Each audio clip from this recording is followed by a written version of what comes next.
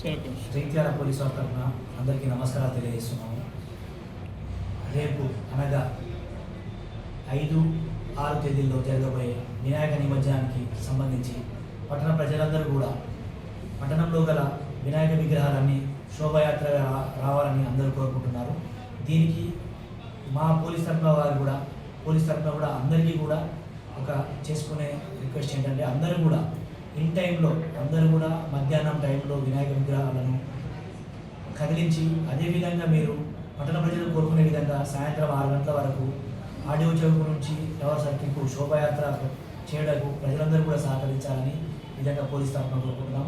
అందరూ కూడా సంతోషంగా ఎలాంటి అవాంఛనీయ సంఘటనలు జరగకుండా ఈ నిమజ్జన ఏర్పాట్లలో పాల్గొనవలసిందిగా కోరుకుంటున్నాము.